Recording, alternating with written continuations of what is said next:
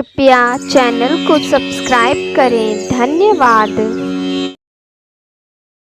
ओम श्री विष्णवे नमः। ओम श्री बृहस्पते नमः।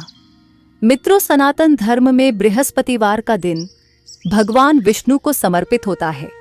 कहते हैं कि जो भी व्यक्ति हर बृहस्पतिवार के दिन भगवान विष्णु की पूजा करता है और बृहस्पति देव की कथा सुनता है, तो बृहस्पति देव और भगवान विष्णु जी की कृपा से उनकी सभी परेशानियां दूर हो जाती हैं। साथ ही विद्या, मान सम्मान, प्रतिष्ठा और कई अन्य मनोवांछित फलों की प्राप्ति होती है। तो चलिए मित्रों, प्रभु श्री लक्ष्मी नारायण जी के चरण कमलों का ध्यान करते हुए सुनते हैं अथ श्री बृहस्पति देव की व्रत कथा। कथा इस प्रकार शुरू होती है। प्राचीन समय की बात है। एक नगर में प्रतापी और दानी राजा रहा करता था। वह सदा ही गरीबों, ब्राह्मणों, दीन दुखियों की सहायता करता था। पर राजा की यह बात उसकी रानी को अच्छी नहीं लगती थी। वह न तो गरीबों को दान देती, न ही भगवान का पूजन करती थी और राजा को भी दान देने से मना किया करती थी। एक दिन राजा शिकार खेलने वन को गए हुए थे, तो रानी महल में अकेली रह गई। उसी समय बृहस्पति देव साधु वेश में राजा के महल में भिक्षा के लिए गए और भिक्षा मांगी, परंतु रानी ने भिक्षा देने से इनकार कर दिया और कहा, हे साधु महाराज, मैं तो इस दान पुण्य से तंग आ गई हूँ। मेरे पति इन गरीबों पर सारा धन लुटाते रहते हैं, इसलिए मेरी तो यही इच्छा है कि हमारा धन नष्ट हो जाए। फिर न रहेगा बांस, न बजेगी बांसुरी, न हमारे पास धन होगा और ना ही मेरे पति दान पुण्य करेंगे। रानी की बात सुनकर साधु ने कहा, हे देवी, तुम तो बड़ी विचित्र हो। धन और संतान तो सभी चाहते हैं, पुत्र और लक्ष्मी तो पापी के घर भी होने चाहिए। यदि तुम्हारे पास अधिक धन है तो भूखों को भोजन दो, प्यासों के लिए प्याऊ बनवाओ, मुसाफिरों के लिए धर्मशालाएं खुलवाओ। जो निर्धन अपनी कुंवारी कन्याओं का विवाह नहीं कर सकते, उनका विवाह करा दो। जो जीव जंतु भूखे हैं, उन्हें भोजन दो। ऐसे और कई काम हैं जिनको करने से तुम्हारा यश लोक परलोक में फैलेगा। तुम्हारा यह धन दान पुण्य से जुड़कर और बढ़ेगा। परंतु रानी पर साधु के उपदेश का कोई प्रभाव न पड़ा। वह बोली, महाराज, आप मुझे कुछ ना समझाएं। मैं ऐसा धन नहीं चाहती जो हर जगह बांटती फिरूं। साधु ने उत्तर दिया, यदि तुम्हारी ऐसी ही इच्छा है तो तथास्तु।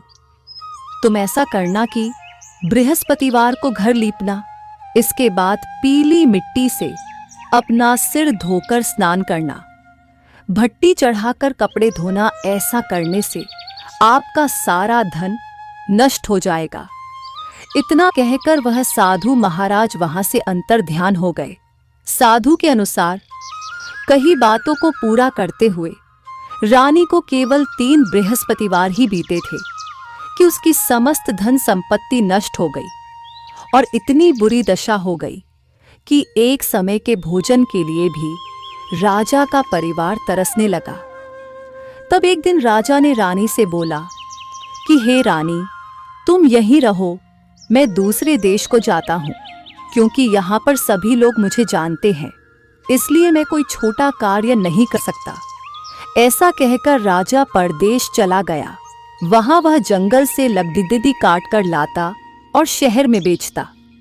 इस तरह वह अपना जीवन व्यतीत करने लगा। इधर राजा के परदेश जाते ही रानी और दासी दुखी रहने लगी। एक बार जब रानी और दासी को 7 दिन तक बिना भोजन के रहना पड़ा, तो रानी ने अपनी दासी से कहा, हे दासी, पास ही के नगर में मेरी बहन रहती है। वह बड़ी धनवान है। तू उसके पास जा और कुछ ले आ, ताकि थोड़ी बहुत गुजर बसर हो जाए। दासी रानी की बहन के पास गई। उस दिन गुरुवार था और रानी की बहन उस समय बृहस्पतिवार व्रत की कथा सुन रही थी। दासी ने रानी की बहन को अपनी रानी का संदेश दिया। लेकिन रानी की बड़ी बहन ने कथा और पूजा अधूरी होने के कारण कोई उत्तर नहीं दिया। जब दासी को रानी की बहन से कोई उत्तर नहीं मिला तो वह बहुत दुखी हुई और उसे क्रोध भी आया। दासी ने वापस आकर रानी को वहां की सारी बात बता दी। दासी की ये सब बातें सुनकर रानी ने खुद को और अपने भाग्य को कोसना शुरू कर दिया। उछे उकुहर रानी की बहन ने सोचा कि मेरी बहन की दासी आई थी, परंतु मैं उससे नहीं बोली, इससे वह बहुत दुखी हुई होगी। कथा सुनकर और पूजन समाप्त करके वह अपनी बहन के घर आई और कहने लगी, हे बहन, मैं बृहस्पतिवार का व्रत कर रही थी।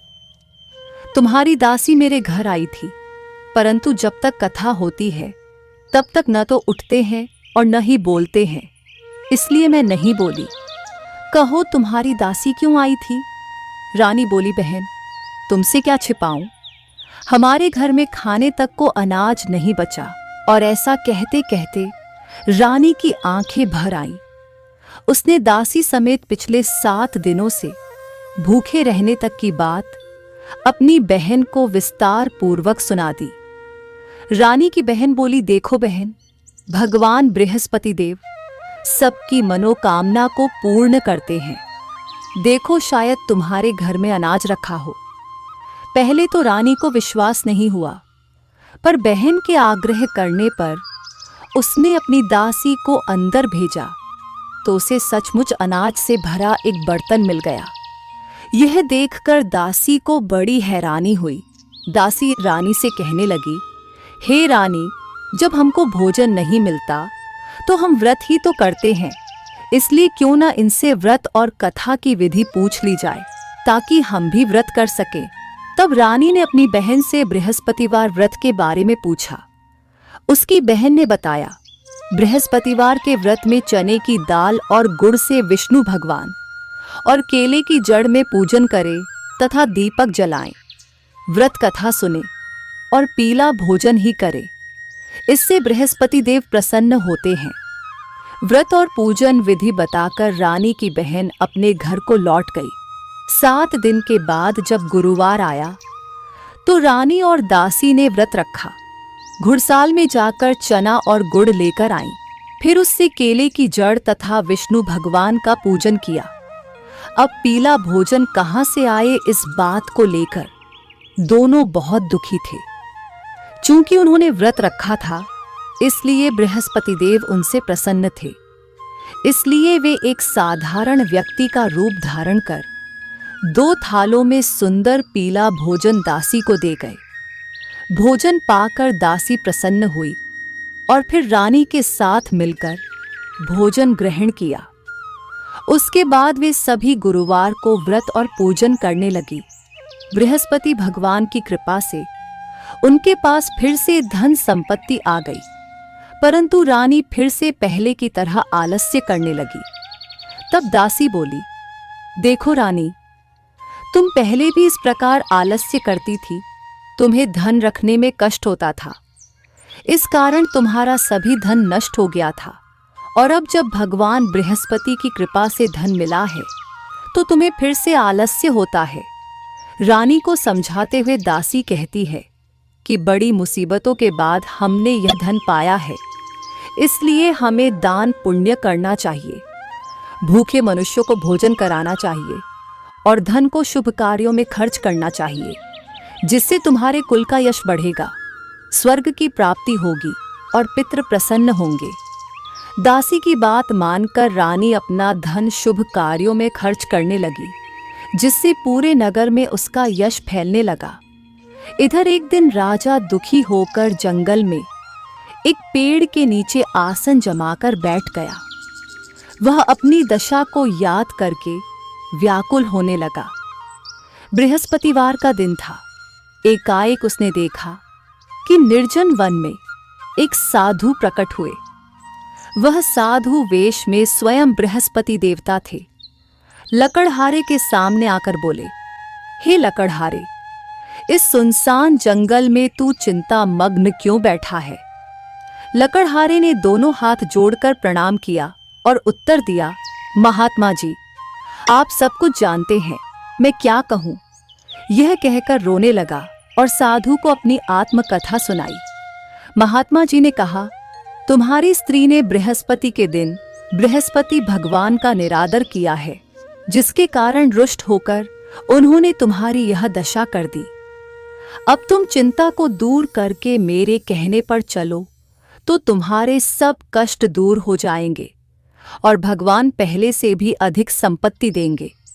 तुम बृहस्पति के दिन कथा किया करो, 2 पैसे के चने और गुड़ लाकर उसका प्रसाद बनाओ और शुद्ध जल से लौटे में शक्कर मिलाकर अमृत तैयार करो। कथा के पश्चात अपने सारे परिवार और सुनने वाले प्रेमियों में अमृत व प्रसाद बांटकर आप भी ग्रहण करो। ऐसा करने से भगवान तुम्हारी सब मनोकामनाएं पूरी करेंगे। साधु के ऐसे वचन सुनकर लकड़हारा बोला, हे प्रभु, मुझे लकड़ी बेचकर इतना पैसा नहीं मिलता जिससे भोजन के उपरांत कुछ बचा सकूं। मैंने कई रात्रि स्वप्न में अपनी स्त्री को व्याकुल देखा है। मेरे पास कुछ भी नहीं जिससे मैं उसकी खबर मंगा सकूं। साधु ने कहा, हे लकड़हारे, तुम किसी बात की चिंता मत करो। बृहस्पति के दिन तुम रोजाना की तरह लकड़ियां लेकर शहर को जाओ। तुमको रोज से दुगुना धन प्राप्त होगा, जिससे तुम भली भांति भोजन कर लोगे तथा बृहस्पति देव की पूजा का सामान भी आ जाएगा। इतना कहकर साधु अंतर्ध्यान हो गए। धीरे धीरे समय व्यतीत होने पर फिर वही बृहस्पतिवार का दिन आया। लकड़हारा जंगल से लकड़ी काटकर किसी शहर में बेचने गया। उसे उस दिन और दिनों से अधिक पैसा मिला। राजा ने चना गुड़ आदि लाकर गुरुवार का व्रत किया। उस दिन से उसके सभी क्लेश दूर हुए। परंतु जब दोबारा गुरुवार का दिन आया तो राजा बृहस्पतिवार का व्रत करना भूल गया। इस कारण बृहस्पति भगवान नाराज हो गए।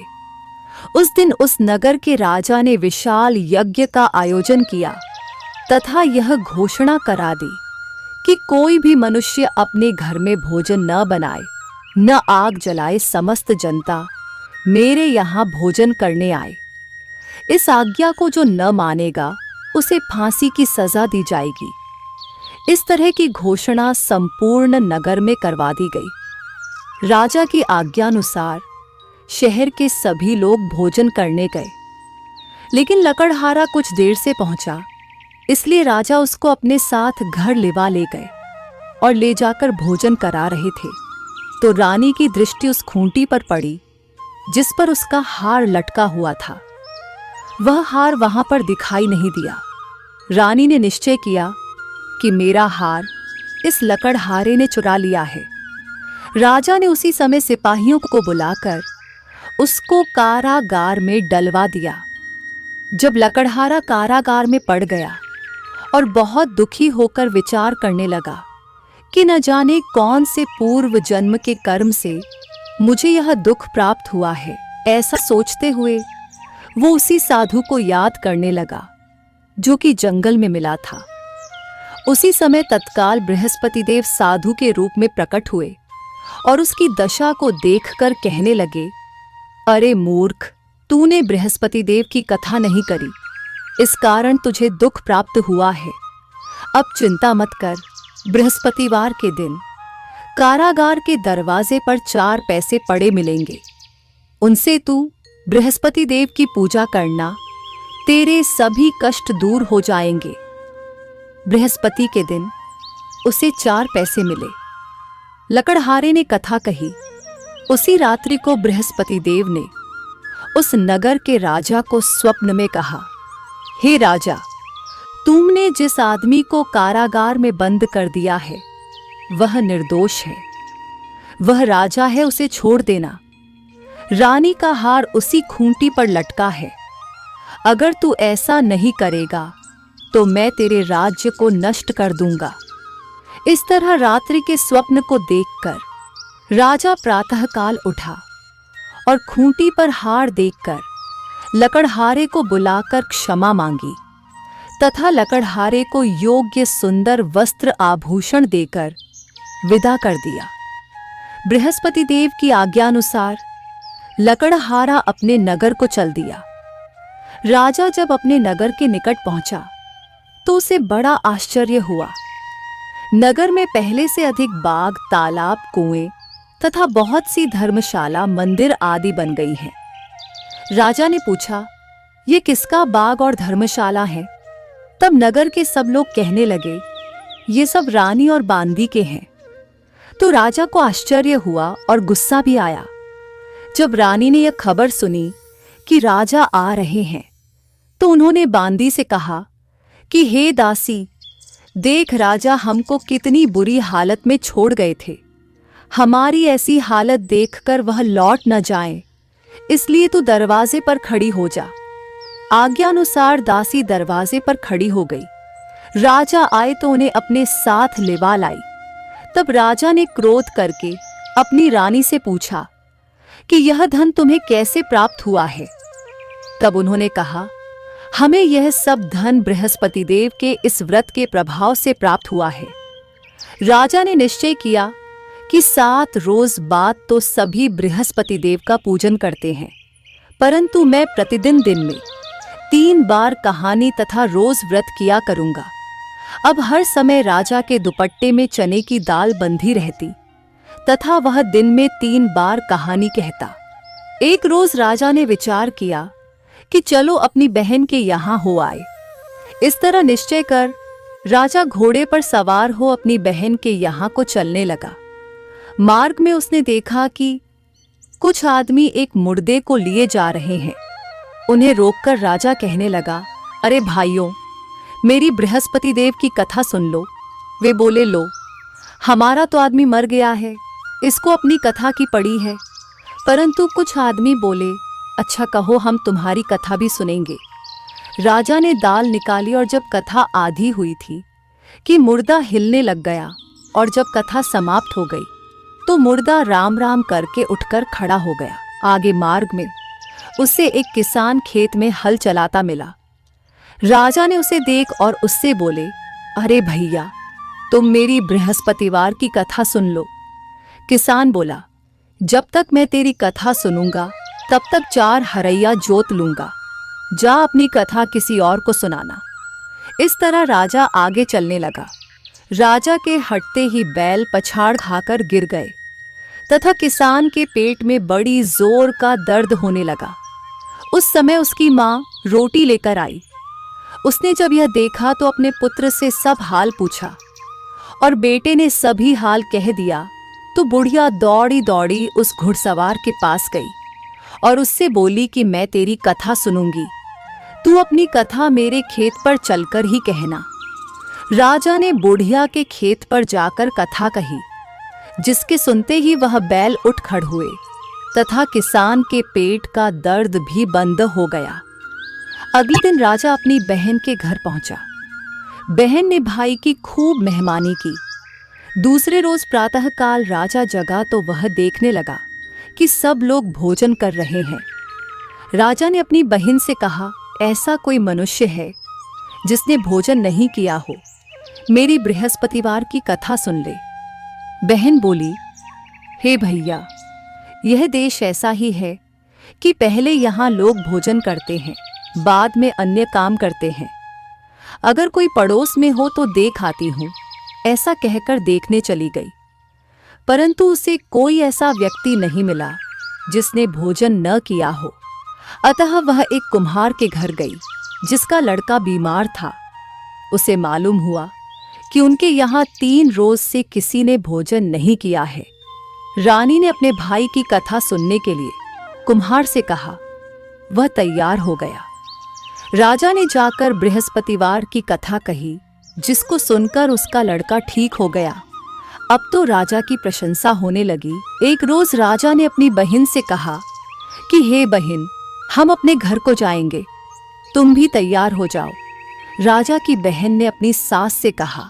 सास ने कहा, हाँ चली जा, परंतु अपने लड़कों को मत ले जाना, क्योंकि तेरे भाई के कोई औलाद नहीं है। बहन ने अपने भैया से कहा, हे भैया, मैं तो चलूंगी, पर कोई बालक नहीं जाएगा। राजा बोला, जब कोई बालक नहीं चलेगा तब तुम ही क्या करोगी? बड़े दुखी मन से राजा अपने नगर को लौट आया। राजा ने अपनी रानी से कहा, हम निर्वंशी हैं, हमारा मुंह देखने का धर्म नहीं है और कुछ भोजन आदि नहीं किया। रानी बोली, हे प्रभु, बृहस्पति देव ने हमें सब कुछ दिया है, वह हमें औलाद अवश्य देंगे। उसी रात को बृहस्पति देव ने राजा से स्वप्न में कहा, हे राजा उठ, सभी सोच त्याग दे, तेरी रानी गर्भ से है। राजा की यह बात सुनकर बड़ी खुशी हुई। 9वें महीने में उसके गर्भ से एक सुंदर पुत्र पैदा हुआ। तब राजा बोला, हे रानी, स्त्री बिना भोजन के रह सकती है, पर बिना कहे नहीं रह सकती। जब मेरी बहन आए तुम उससे कुछ कहना मत। रानी ने सुनकर हां कर दिया। जब राजा की बहन ने यह शुभ समाचार सुना तो वह बहुत खुश हुई तथा बधाई लेकर अपने भाई के यहां आई। तभी रानी ने कहा, घोड़ा चढ़कर तो नहीं आई, गधा चढ़ी आई। राजा की बहन बोली, भाभी, मैं इस प्रकार न कहती तो तुम्हें औलाद कैसे मिलती? मित्रों, संसार में जो मनुष्य सद्भावना से भगवान जी का पूजन व्रत सच्चे हृदय से करते हैं तो उनकी सभी मनोकामनाएं पूर्ण करते हैं। जैसी सच्ची भावना से रानी और राजा ने उनकी कथा का गुणगान किया तो उनकी सभी इच्छाएं बृहस्पति देव जी ने पूर्ण की थी।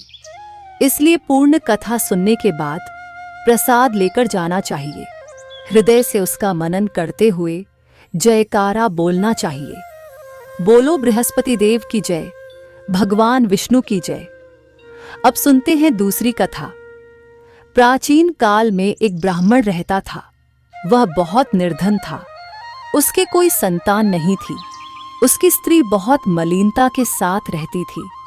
वह ना तो स्नान करती और ना ही किसी देवता का पूजन करती। इस सब से ब्राह्मण देवता बड़े दुखी थे। बेचारे बहुत अपनी स्त्री से कुछ कहते थे, किंतु उसका कुछ परिणाम न निकला। भगवान की कृपा से ब्राह्मण की स्त्री को कन्या रूपी रत्न पैदा हुआ। कन्या बड़ी होने पर प्रातः स्नान करके विष्णु भगवान का जाप वपसी की बृहस्पतिवार का व्रत करने लगी। अपने पूजन पाठ को समाप्त करके विद्यालय जाती तो अपनी मुट्ठी में जौ भर के ले जाती और पाठशाला के मार्ग में डालती जाती। तब ये जौ स्वर्ण के हो जाते तो लौटते समय उनको बीन कर घर ले आती थी। एक दिन वह बालिका सूप में उस सोने के जौ को फटक कर साफ कर रही थी कि उसके पिता ने देख लिया और कहा, हे बेटी, सोने के जौ के लिए सोने का सूप होना चाहिए। दूसरे दिन बृहस्पतिवार था। इस कन्या ने व्रत रखा और बृहस्पति देव से प्रार्थना करके कहा, मैंने आपकी पूजा सच्चे मन से की हो तो मेरे लिए सोने का सूप दे दो। बृहस्पति देव ने उसकी प्रार्थना स्वीकार कर ली। रोजाना की तरह वह कन्या जौ फैलाती हुई जाने लगी।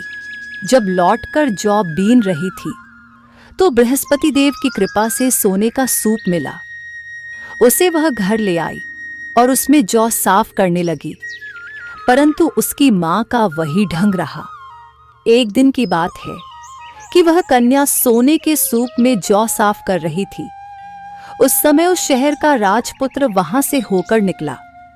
इस कन्या के रूप और कार्य को देखकर मोहित हो गया तथा अपने घर आकर भोजन तथा जल त्याग कर उदास होकर लेट गया। राजा को इस बात का पता लगा तो अपने प्रधानमंत्री के साथ उसके पास गए और बोले, हे बेटा, तुम्हें किस बात का कष्ट है? किसी ने अपमान किया है अथवा और कारण हो सो कहो, मैं वही कार्य करूंगा जिससे तुम्हें प्रसन्नता हो। अपने पिता की राजकुमार ने बातें सुनी तो वह बोला, मुझे आपकी कृपा से किसी बात का दुख नहीं है।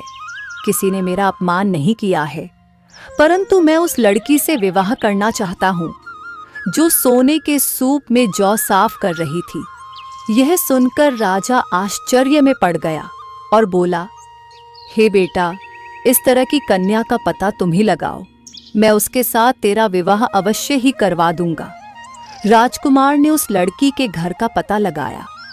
तब मंत्री उस लड़की के घर गए और ब्राह्मण देवता को सभी हाल बतलाया। ब्राह्मण देवता राजकुमार के साथ अपनी कन्या का विवाह करने के लिए तैयार हो गए तथा विधि विधान के अनुसार ब्राह्मण की कन्या का विवाह राजकुमार के साथ हो गया। कन्या के घर से जाते ही पहले की भांति उस ब्राह्मण देवता के घर में गरीबी का निवास हो गया। अब भोजन के लिए भी अन्न बड़ी मुश्किल से मिलता था। एक दिन दुखी होकर ब्राह्मण देवता अपनी पुत्री के पास गए। बेटी ने पिता की दुखी अवस्था को देखा और अपनी मां का हाल पूछा। तब ब्राह्मण ने सभी हाल कहा। कन्या ने बहुत सा धन देकर अपने पिता को विदा कर दिया। इस तरह ब्राह्मण का कुछ समय सुखपूर्वक व्यतीत हुआ। कुछ दिन बाद फिर वही हाल हो गया। ब्राह्मण फिर अपनी कन्या के यहाँ गया और सारा हाल कहा तो उसकी लड़की बोली, हे पिताजी, आप माताजी को यहाँ पर लेकर आओ, मैं उसे विधि बता दूंगी जिससे आपकी गरीबी दूर हो जाएगी। वह ब्राह्मण देवता अपनी स्त्री को साथ लेकर बेटी के घर पहुंचे तो बेटी अपनी मां को समझाने लगी, हे मां, तुम प्रातःकाल प्रथम स्नानादि करके विष्णु भगवान का पूजन करो और दिन में बृहस्पति देव का व्रत रखो। ऐसा करोगी तो तुम्हारी सब दरिद्रता दूर हो जाएगी। परंतु उसकी मां ने एक भी बात नहीं मानी और प्रातःकाल उठकर अपनी पुत्री के बच्चों की जूठन को खा लिया। इससे उसकी पुत्री को भी बहुत गुस्सा आया और रात को कोठरी से सारा सामान निकालकर अपनी मां को उसमें बंद कर दिया। प्रातःकाल उसे कोठरी से निकाला तथा स्नानादि करा के पाठ करवाया तो उसकी मां की बुद्धि ठीक हो गई और फिर उसकी मां प्रत्येक बृहस्पतिवार को व्रत रखने लगी।